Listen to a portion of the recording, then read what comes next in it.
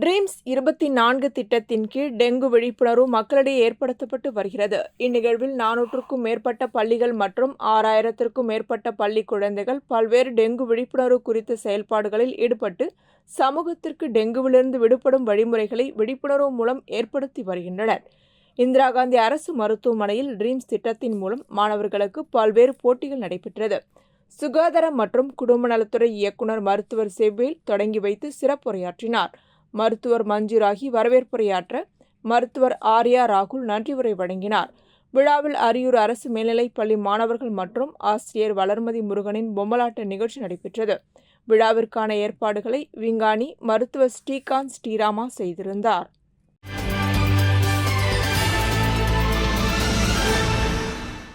புதுச்சேரி அரசு பொதுப்பணித்துறை நீர்ப்பாசன கோட்டத்தின் மூலம் திருபுவனை தொகுதிக்குட்பட்ட சோரப்பட்டு புது ஏரியில் ரூபாய் 12.15 லட்சம் செலவில் தூர்வாரி புனரமைக்கும் பணி தொடங்கியது. நிகழ்ச்சிக்கு சட்டமன்ற உறுப்பினர் அங்காளன் தலைமையேற்று பூமி பூஜை செய்து பணியினை தொடங்கி வைத்தார்.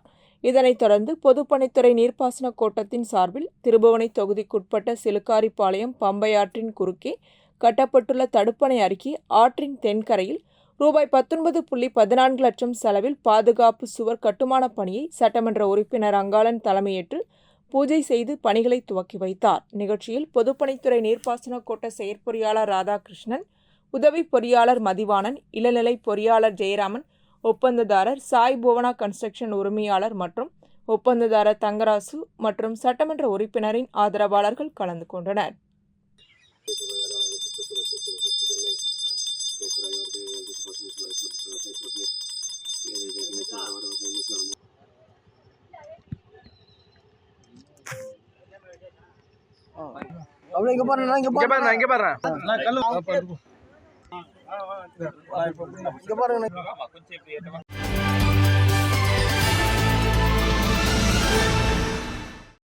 புதுச்சேரி அரசின் அறிவியல் தொழில்நுட்பம் மற்றும் சுற்றுச்சூழல் துறை மக்களின் ஈடுபாட்டுடன் அடுத்த 5 ஆண்டுகளில் பசுமை பரப்பை இரட்டிப்பாக்கும் செயல் திட்டத்துடன் செயல்பட்டு வருகிறது. அதன்படி ஒரு வீடு ஒரு மரம், நகர்ப்புற தோட்டம், கிராமப்புற காடு வளர்ப்பு, தோப்புக்களை மீட்டெடுத்தல், பசுமை வளாகம் என நடப்பு பருவமழை காலத்தில் 1 லட்சம் மரக்கன்றுகளை நட உத்தேசிக்கப்பட்டுள்ளது. அதன்படி பாகூர் அரசு ஆண்கள் நடுநிலைப் பள்ளியில் மரக்கன்று நடும் நிகழ்ச்சி நடைபெற்றது.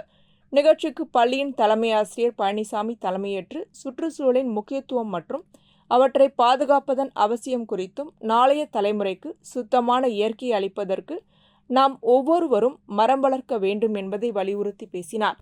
அரசு அறிவியல் மற்றும் சுற்றுச்சூழல் துறை ஒருங்கிணைப்பாளர் நித்யா மரம் வளர்ப்பது பற்றி விழிப்புணர்வு உரையாற்றினார். பின்னர் பள்ளி வளாகத்தில் அத்தி, புங்கன், வேம்பு போன்ற மரக்கன்றுகள் நடப்பட்டது.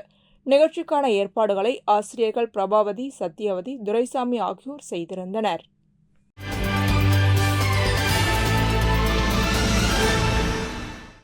புதுச்சேரி வேளாண் மற்றும் விவசாயிகள் நலத்துறை வேளாண் தொழில்நுட்பம் மேலாண்மை முகாம் மற்றும் பெருந்தலைவர் காமராஜர் வேளாண் அறிவியல் நிலையம் இணைந்து விவசாயிகள் திருவிழா 2024 வில்லியனூர் பகுதியில் உள்ள கோபால்சாமி நாயக்கர் திருமண மகாலில் நடைபெற்றது.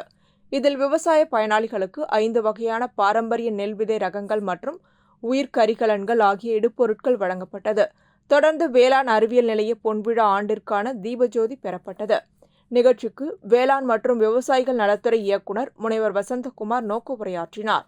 துணை திட்ட இயக்குநர் ஆத்மா கலைச்செல்வி, வேளாண் துறை இணை இயக்குநர் சண்முகவேல் ஆகியோர் வாழ்த்துரை வழங்கினர்.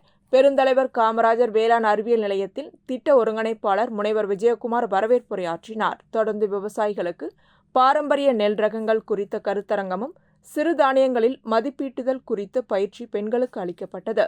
தொடர்ந்து சிறுதானியங்களில் சிறுதானிய பீஸா, கேழ்வரகு கேக், திணை பாயசம், சோளம் பால்கோவா, கம்பு ரொட்டி, கேழ்வரகு ஐஸ்கிரீம், குதிரைவாலி சக்கரவள்ளி கிழங்கு கட்லட், வாழைப்பழ ராகி கப் கேக் உள்ளிட்ட பல்வேறு சிறுதானிய உணவுகள் கண்காட்சிக்கு வைக்கப்பட்டிருந்தது.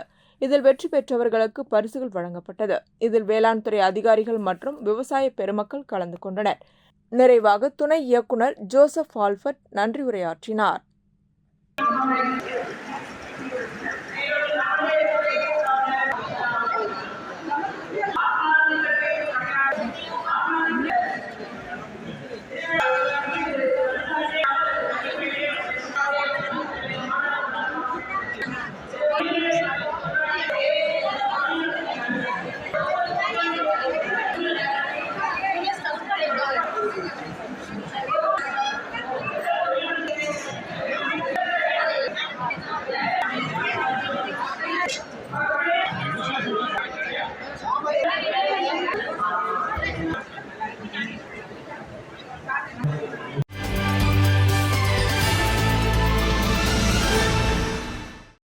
புதுச்சேரி பேட்ரிக் மேல்நிலைப் பள்ளியில் குழந்தைகள் தின விழா கொண்டாடப்பட்டது. இவ்விழாவில் பள்ளி தாளாளர் ஃபெடரிக் வரவேற்றார். பள்ளி முதல்வர் ஸ்டெல்லா வாழ்த்துரை வழங்கினார்.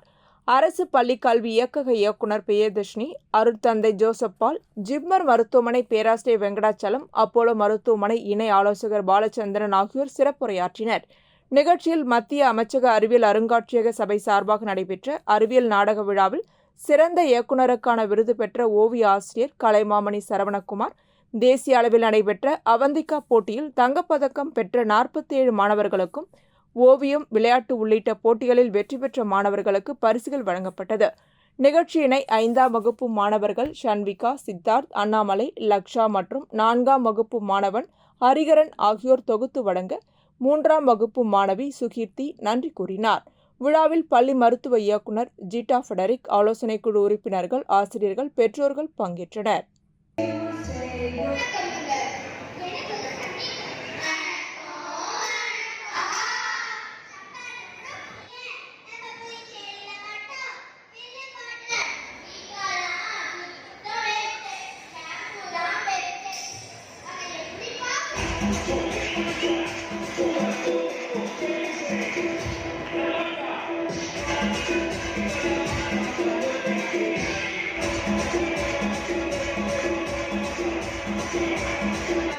இதேபோல் இந்திரா காந்தி அரசு மேல்நிலைப் பள்ளியில் குழந்தைகள் நாள் விழா கொண்டாடப்பட்டது. விழாவில் உழவர்கரை நகராட்சி ஆணையர் சுரேஷ்ராஜ் கலந்து கொண்டு மாணவர்களுக்கு பரிசளித்தும் சிறப்புரையும் ஆற்றினார். இந்நிகழ்ச்சியில் பள்ளியின் துணை முதல்வர் சந்திரன் தலைமை உரையாற்றினார். பள்ளியின் பொறுப்பாசிரியர் மணிமொழி வரவேற்புரையாற்றினார். விழாவில் பெற்றோர் ஆசிரியர் சங்க தலைவர் ஏழுமலை, பெற்றோர் ஆசிரியர் சங்கம் மற்றும் பள்ளி மேலாண்மை குழு உறுப்பினர்கள் கலந்து கொண்டனர். மேலும் இவ்விழாவில் பல்வேறு போட்டிகளில் வெற்றி பெற்ற மாணவர்களுக்கு பரிசளித்து பாராட்டப்பட்டனர். பரிசளிப்பை தொடர்ந்து மாணவர்களின் கண்கவர் கலை நிகழ்ச்சி நடைபெற்றது. விழாவில் தமிழ் விரிவுரையாளர் கவிதா நன்றி உரையாற்றினார். இரண்டாம் பரிசு தாரணி லெவல் 8 சர்தார் வல்லபாய் பட்டேல் அவர்களின் பிறந்த நாளை முன்னிட்டு ஊழலை ஒழிப்போம் என்ற தலைப்பிலான பல்வேறு போட்டிகளின் வெற்றியாளரை அறிவிக்கும் நேரம் இது.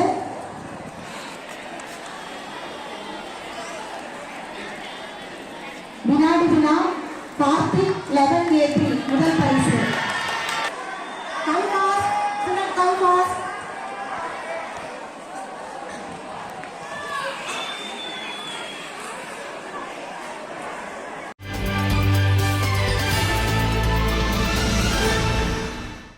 புதுச்சேரியில் உள்ள சகோதரன் சமூக நல மேம்பாட்டு நிறுவனம் மற்றும் அக்னி சிறகுகள் திருநங்கைகள் கூட்டமைப்பு சார்பில் நவம்பர் 20ஆம் தேதி திருநங்கைகள் நினைவு தினம் அனுசரிக்கப்பட்டது.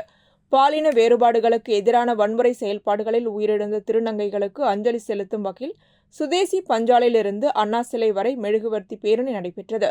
பேரணியை சமூக நலத்துறை இயக்குநர் ராகினி கொடியசைத்து தொடங்கி வைக்க 100க்கும் மேற்பட்ட திருநங்கைகள் கையில் மெழுகுவர்த்தி ஏந்தியும் பாலின வேறுபாடுகளுக்கு எதிரான விழிப்புணர்வு பதாகைகளை கையில் ஏந்தி விழிப்புணர்வை ஏற்படுத்தினர்.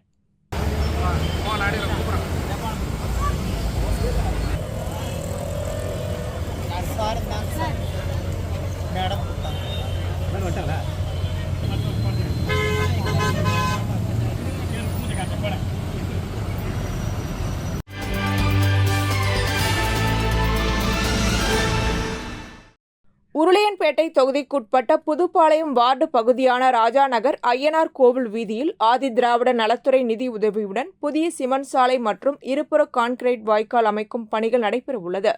மேலும் புதிய சாலை அமைப்பதற்கு முன்பே புதிய புதைவிட மின் கேபிள்கள், பாதாள கழிவுநீர் தொட்டிகள் மூலம் இணைப்புகள் வழங்குதல், புதிய குடிநீர் குழாய்கள் அமைத்தல் போன்ற பணிகள் குறித்து சட்டமன்ற உறுப்பினரும் புதுச்சேரி மாநில மனிதநேய மக்கள் சேவை இயக்க நிறுவன தலைவருமான நேரு என்கின்ற குப்புசாமி அப்பகுதியில் ஆய்வு மேற்கொண்டார். ஆய்வின் போது மேற்கொண்ட பணிகள் முழுமை பெற்றவுடன் புதிய சிமெண்ட் சாலை அமைக்கும் பணிகள் மற்றும் இருபுற கான்கிரீட் வாய்க்கால் அமைக்கும் பணிகளை மேற்கொள்ளுமாறும் பணிகளை விரைந்து முடிக்குமாறும் அதிகாரிகளை கேட்டுக்கொண்டார். ஆய்வின் போது புதுச்சேரி நகராட்சி செயற்பொறியாளர் சிவபாலன், பொதுப்பணித்துறை பொது சுகாதார கழிவுநீர் உட்கோட்ட பிரிவு உதவி பொறியாளர் வைத்தியநாதன், நகராட்சி உதவி பொறியாளர் நமச்சிவாயம், பொதுப்பணித்துறை இளநிலை பொறியாளர் பாலாஜி வெங்கடேசன், மின்துறை இளநிலை பொறியாளர் கார்த்திகேயன், செல்வராஜ் மற்றும் அதிகாரிகள், ஊழியர்கள், அப்பகுதியை சேர்ந்த மனிதநேய மக்கள் சேவை இயக்க பிரமுகர்கள் உடனிருந்தனர்.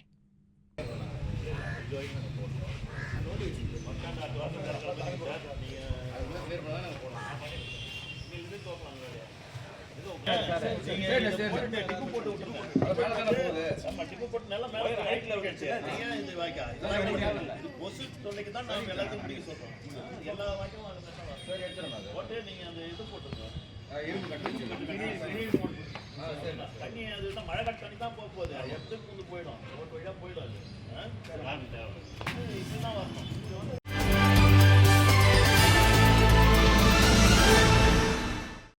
புதுச்சேரி பாரதிபுரம் ஐயப்பன் கோவில் பிரம்மோற்சவ விழா வருகின்ற 26ஆம் தேதி வரை நடைபெறவுள்ளது. விழா நவம்பர் 20ஆம் தேதி மாலை கொடியேற்றத்துடன் தொடங்கியது. கொடியேற்ற விழாவில் சட்டமன்ற உறுப்பினர் நேரு உட்பட திரளான பக்தர்கள் கலந்து கொண்டு சுவாமி தரிசனம் செய்தனர். விழா நாட்களில் காலையில் மகா கணபதி ஹோமமும் இரவில் அபிஷேகமும், வருகின்ற 25ஆம் தேதி ஐயப்ப சுவாமிக்கு வேதபுரீஸ்வரர் கோவிலில் உள்ள தெப்பக்குளத்தில் தீர்த்த வாரியம் நடைபெறவுள்ளது. 26ஆம் தேதி சந்தன அபிஷேகமும் இரவு சிறப்பு புஷ்பாபிஷேகம் நடைபெறவுள்ளது. இதற்கான ஏற்பாடுகளை பாரதிபுரம் ஐயப்பன் கோவில் நிர்வாகிகள் செய்திருந்தனர்.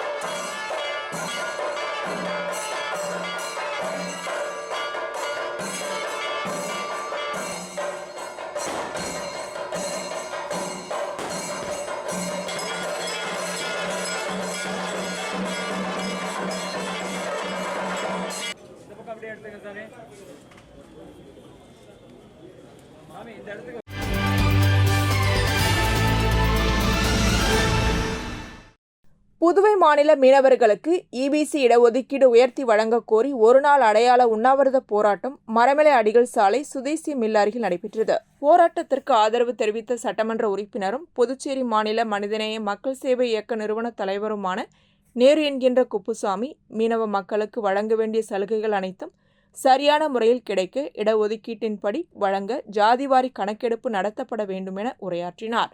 மேலும் போராட்டத்தில் திராவிட கழக லோகோ ஐயப்பன், தமிழர் களம் அழகர், ராஜா மற்றும் பொதுநல அமைப்புகளை சேர்ந்தவர்கள் கலந்து கொண்டனர்.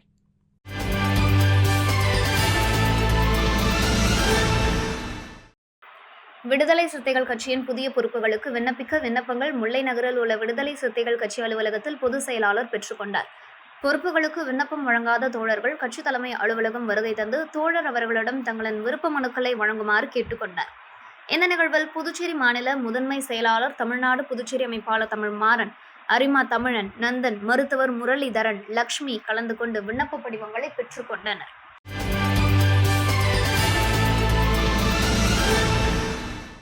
அரியாங்குப்பம் தொகுதிக்குட்பட்ட வீராம்பட்டினம் செங்கழநீரம்மன் தேவஸ்தானத்திற்கு சொந்தமான சுமார் 11.5 ஏக்கர் நிலம் முதலியார்பேட்டை வேல்ராம்பட்டு பகுதியில் சுமார் 40 ஆண்டுகளாக தனியார் குத்தகைக்காரர் ஆக்கிரமித்து வைத்திருந்தார்.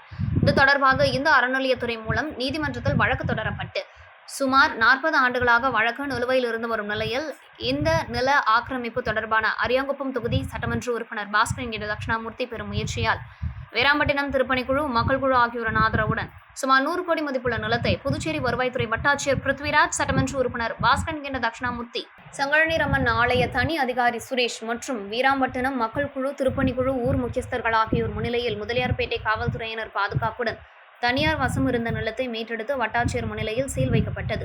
இது தொடர்பாக சட்டமன்ற உறுப்பினர் பாஸ்கர் என்கிற தட்சிணாமூர்த்தி மற்றும் வழக்கறிஞர்கள், சட்ட வல்லுநர்களுடன் தொடர்ந்து முயற்சி செய்து நிலத்தை மீட்டெடுத்ததற்கு அரியாங்குப்பம் தொகுதி மக்கள் சார்பாகவும் வீராம்பட்டினம் பொதுமக்களும் சட்டமன்ற உறுப்பினருக்கு நன்றியையும் பாராட்டுகளையும் தெரிவித்துக் கொண்டனர்.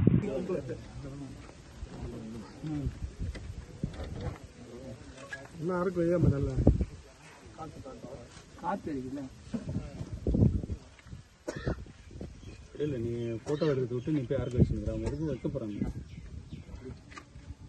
அட்ரஸ் கொடுத்துட்டியா?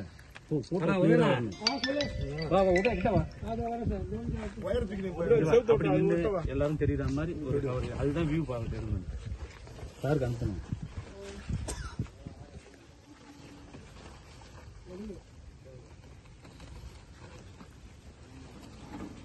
கழிச்சு விடு.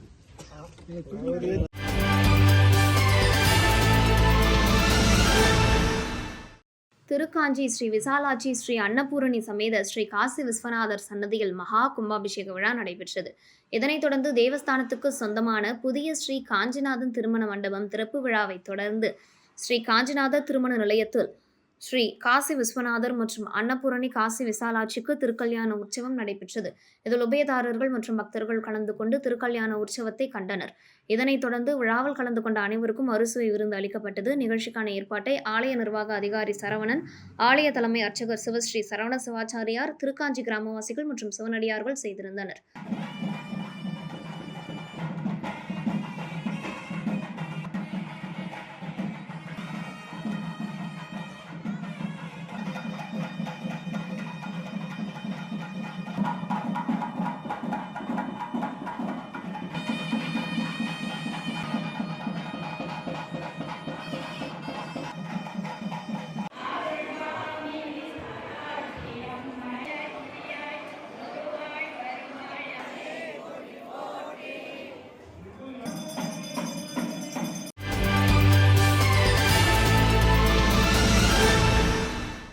கண்டமங்கலம் அருகே உள்ள நல்லப்பரெட்டியார்பாளையம் பகுதியைச் சேர்ந்த கருணாமூர்த்தி மற்றும் பன்ருட்டி பாலூரை சார்ந்த ஸ்வேதா என்ற இருவரும் காதலித்து இரு வீட்டாரின் சம்மதத்துடன் திருமணம் செய்து கொண்டனர்.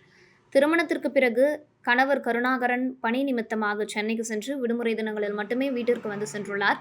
இந்த நிலையில் ஸ்வேதாவிற்கு அவர் வீட்டிற்கு எதிர் வீட்டில் வசிக்கும் சதீஷ்குமாருடன் கடந்த 2 மாதங்களுக்கு முன்பு பழக்கம் ஏற்பட்டு கள்ளக்காதலாக மாறியுள்ளது.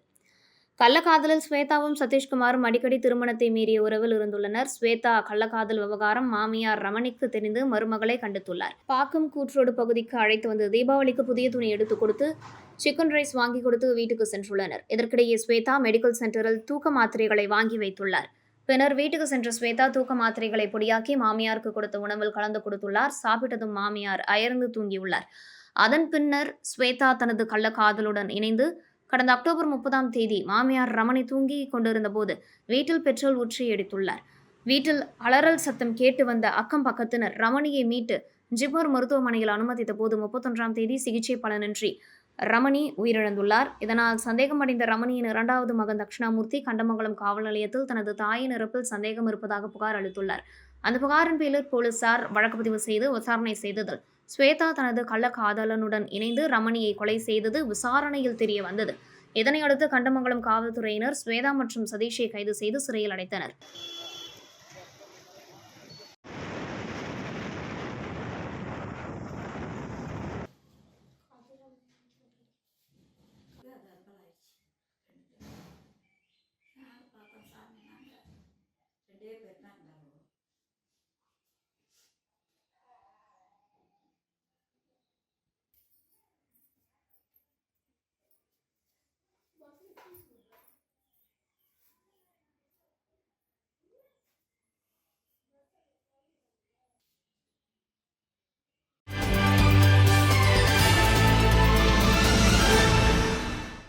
வில்லியனூர் ஸ்ரீ ஐயப்ப சுவாமி 49ஆம் ஆண்டு திருவிளக்கு பூஜை மற்றும் 22ஆம் ஆண்டு 108 சங்க அபிஷேக விழா 24ஆம் ஆண்டு லட்சார்ச்சனை விழா வில்லியனூர் திரு காமேஸ்வரர் ஆலயத்தில் நடைபெற்றது. இதில் அமைச்சர் நமச்சிவாயம் கலந்து கொண்டு விழாவிற்கு தலைமை தாங்கினார்.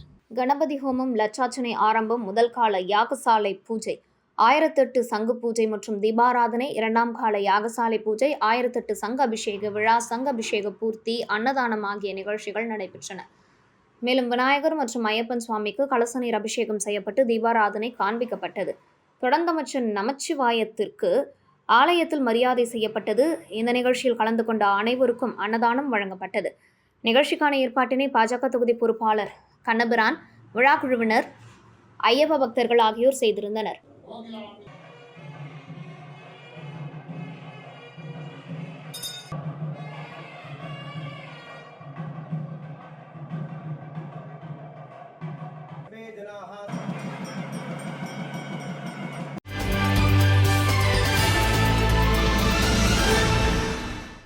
புதுச்சேரி தொழிலாளர் நீதிமன்றத்தில் பணியாற்றி வரும் நீதிபதி 1க்கும் மேற்பட்ட பொறுப்புகளை வகித்து வருவதால் தொழிலாளர் நீதிமன்றத்தில் தொழிலாளர்களின் வழக்குகளை விரைந்து நடத்த முடியாத சூழ்நிலை தொழிலாளர்கள் நீதிமன்றத்தில் உள்ளது. தொழிலாளர்கள் தொழிற்சங்கங்களின் மூலம் நடைபெற்று வரும் வழக்குகள் 100க்கும் மேற்பட்டவை நிலுவையில் உள்ளது. கடந்த 6 மாதங்களாக தொழிலாளர் நீதிமன்றத்தில் தீர்ப்புகள் வழங்கப்பட்டதாக தெரியவில்லை. எல்என்டி தொழிலாளியின் வழக்கு நீண்ட காலமாக புதுச்சேரி தொழிலாளர் நீதிமன்றத்தில் நடைபெற்று வரும் சூழலில் அத்தொழிலாளியின் மனைவி மன உளைச்சலுக்கு ஆளாகி உயிரிழந்தது தொழிலாளர்கள் தொழிற்சங்கங்களின் செயல்பாடுகளில் ஒரு பதற்றத்தினை ஏற்படுத்தியுள்ளது. இனிவரும் காலங்களில் இத்தகைய சம்பவங்கள் தொழிலாளர்களுக்கு ஏற்படக்கூடாது. புதுச்சேரி தொழிலாளர் நீதிமன்றத்தில் விரைந்து வழக்குகள் நடைபெற வேண்டும். தொழிலாளர் நீதிமன்றத்தில் நிரந்தர நீதிபதி நியமனம் செய்து விரைந்து நீதி வழங்க வேண்டும். பல்வேறு கோரிக்கைகளுடைய கடிதத்தினை சென்னை உயர்நீதிமன்றம் தலைமை நீதிபதி, சென்னை உயர்நீதிமன்றம் பதிவாளர், புதுச்சேரி ஒருங்கிணைந்த நீதிமன்றம் தலைமை நீதிபதி அனைவருக்கும், சேதராப்பட்டு, தொழிற்பேட்டை அனைத்து தொழிலாளர்கள் தொழிற்சங்கங்களின் ஒருங்கிணைப்பு நிர்வாகிகள், மூத்த வழக்கறிஞர் சங்கரன், தலைவர் மோத்திலால், செயலாளர் ரமேசு ஆகியோர் செய்தியாளர் சந்திப்பின் போது தெரிவித்தனர். அங்கே போய் கையில் தடி வச்சுக்கிட்டு போகிற வர வண்டியெல்லாம் அடித்து கொள்ளாட்டிக்கணுமா? எப்படா பழைக்குது தொழிலாளி? எதுக்குடா வச்சுக்கிறீங்க கோர்ட்டு? எதுக்குடா வச்சுக்கிறீங்க தொழிலாளர் துறைன்னு சொல்லி கொஞ்சம் பேசு. எது பேசியும் ஒன்றும் உரைக்க மாட்டேங்குது யாருக்கும். அதனால் ஒழுங்கு நடவடிக்கை எடுக்கணுங்க. ஒன்று அந்த அம்மாவை அந்த இடத்துல இருந்து மாற்றிட்டு வேற ஒரு ஜட்ஜை போடணும். இன்னொன்று, இந்த பதவியில் வந்து உட்கார்ந்த பிறகும் அவங்க கேஸே உட்காரதே இல்லை. இன்றைக்கி ஃபோனில் பார்த்தேன், ஜட்ஜி லீவுன்னு வருது. அப்போ வந்து அது மாதிரி ஒரு ஒழுங்கினம் தான். அதுவும் சொன்ன வேலையை செய்யாமல் ஊர் வேலையை பார்த்துட்டு இருந்தேன் யாருக்கு என்ன. அதனால் வந்து அவங்க பேரில் ஒழுங்கு நடவடிக்கை எடுக்கணும். அவங்கள இடம் மாற்றம் பண்ணணும். தேவைப்பட்டால் சஸ்பெண்ட் பண்ணணும். இதுதான் நம்ம தொழிலாளி வர்க்கத்துடைய கோரிக்கை.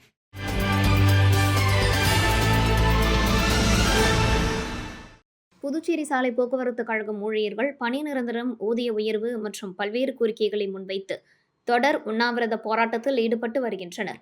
போராட்டத்தில் ஈடுபட்ட சிலர் மயக்க நிலை அடைந்ததை தொடர்ந்து இதனை அறிந்த சட்டமன்ற உறுப்பினரும் புதுச்சேரி மாநில மனிதநேய மக்கள் சேவை இயக்க நிறுவன தலைவருமான நேரு என்கின்ற குப்புசாமி தொடர் போராட்டத்தில் ஈடுபட்ட வரும் ஊழியர்களை சந்தித்து அவர்களின் பிரச்சனைகள் பற்றியும் கோரிக்கைகளை பற்றியும் கேட்டறிந்தார். நான் 2011 நான் எம்எல்ஏ ஆன பிறகு நிறைய செய்தியை வந்து இன்வால்வ் பண்ணி நான் நிறைய செஞ்சுக்கிறேன். அந்த ரூபத்தில் தான் இந்த ஆள் எடுப்பு வேலையும் நடந்தது.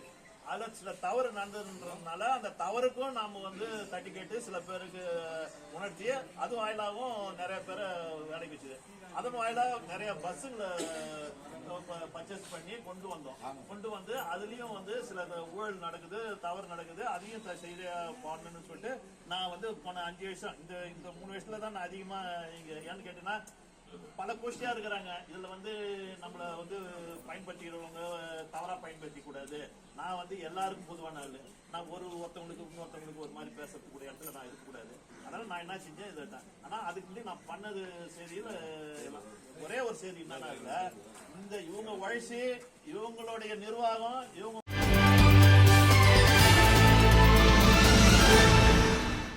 புதுச்சேரி மாநில மக்கள் முன்னேற்ற கழகத்தின் சார்பாக உலக மீனவர் தினம் கொண்டாடப்பட்டது. உலக மீனவர் தினத்தையொட்டி நீதிமன்றம் அருகில் அமைந்துள்ள சிந்தனை சிற்பி சிங்காரவேலன் சிலைக்கு கழகத்தின் தலைவர் ராமதாஸ் தலைமையில் சேர்மன் வெங்கட்டராமன் முன்னிலையில் மலர் மாலை அணிவித்து மரியாதை செலுத்தப்பட்டது. மாநில நிர்வாகிகள், துணை தலைவர், மாநில செயலாளர் சிவக்குமாரன், மோகனசுந்தரம், ரவிக்குமார், துணை செயலாளர் கலியபெருமாள், தலைவர்கள் சந்திரன், விமலா பெரியாண்டி, முன்னாள் வார்டு உறுப்பினர் தஞ்சையன், கோமதி, ராஜேஷ், அருண், பீட்டர், கழகம் தொண்டர்கள் மற்றும் உறுப்பினர்கள் கலந்து கொண்டு மாலை அணிவித்து மரியாதை செலுத்தினர்.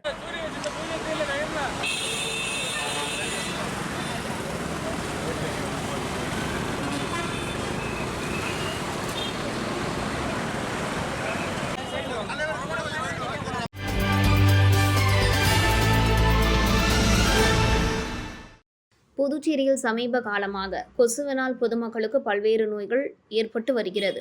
அதில் முக்கியமாக டெங்கு, மலேரியா உள்ளிட்ட நோய்கள் பொதுமக்களிடையே அதிகமாக பரவி வருகிறது. உழவர்கரை தொகுதி உள்ளிட்ட பகுதிகளில் பல்வேறு கொசுவினால் ஏற்படும் நோய்கள் அதிகமாக பரவி வருகிறது. இதனை கருத்தில் கொண்டு பொதுமக்கள் நலன் கருதி சமூக சேவகரும் வழக்கறிஞருமான சசிபாலன் கொசுக்களை ஒழிக்க திட்டமிட்டு உழவர்கரை தொகுதி மக்களை கொசுக்களினால் ஏற்படும் நோய்களிலிருந்து காப்பாற்ற உழவர்கரை தொகுதி முழுவதும் கொசு மருந்து அடிக்கும் திட்டத்தை துவக்கி வைத்தார். ரெட்டியார்பாளையம் கம்மன் நகரிலிருந்து துவங்கப்பட்ட இந்த கொசு மருந்து அடிக்கும் திட்டம் உழவர்கரை தொகுதி முழுவதும் சசிபாலன் பாசறை நிர்வாகிகளால் அடிக்கப்படுகிறது. நிகழ்ச்சியில் கம்மன் நகர் ஊர் முக்கிய நிர்வாகிகள், உழவர்கரை ஊர் பொதுமக்கள், சசிபாலன் பாசறை நிர்வாகிகள் கலந்து கொண்டனர்.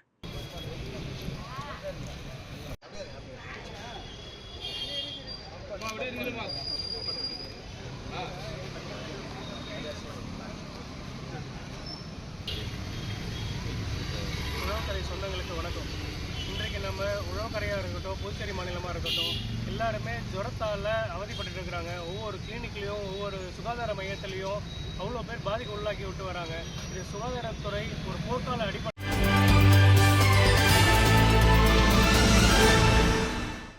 இந்திய வானிலை ஆய்வு மையம் வெளியிட்டுள்ள செய்திக்குறிப்பில், தெற்கு அந்தமான் மற்றும் அதனை ஒட்டிய கடல் பகுதிகளில் நவம்பர் 21ஆம் தேதி காலை முதல் அடுத்த 24 மணி நேரத்திற்கு வளிமண்டல மேலடுக்கு சுழற்சி உருவாகிறது. அது மேலும் வலுவடைய வாய்ப்புள்ளதாகவும், வளிமண்டல மேலடுக்கு சுழற்சி நவம்பர் 22ஆம் தேதி வெள்ளிக்கிழமை மேற்கு வடமேற்கு திசை நோக்கி நகர்ந்து வங்கக்கடலில் தென்கிழக்கு பகுதிக்கு நகரும். அது நாளை மறுநாள் 23ஆம் தேதி குறைந்த காற்றழுத்த தாழ்வு பகுதியாக உருவாக வாய்ப்புள்ளது. குறைந்த காற்றழுத்த பகுதி சனிக்கிழமை மேலும் வலுவடையும் என்று எதிர்பார்க்கப்படுகிறது. தொடர்ந்து வங்கக்கடலில் மேற்கு வடமேற்கு திசை நோக்கி அது நகரும். 24, 25ஆம் தேதிகளில் அது மேலும் வலுவடைய வாய்ப்புள்ளது. இதன் காரணமாக குறைந்த காற்றழுத்தம் 25ஆம் தேதி புயல் சின்னமாக மாறக்கூடும். இதனையடுத்து தமிழ்நாடு, புதுச்சேரியில் வடகிழக்கு பருவமழை மேலும் தீவிரமடையும் என்று கூறப்பட்டுள்ளது. புயல் சின்னம் காரணமாக தமிழகம் மற்றும் புதுச்சேரியில் பரவலாக கனமழை பெய்ய வாய்ப்புள்ளது. புயல் காரணமாக 27ஆம் தேதி முதல் தமிழகம், புதுவையில் பரவலாக மழை பெய்ய வாய்ப்புள்ளதாக சென்னை வானிலை ஆய்வு மையம் தெரிவித்துள்ளது.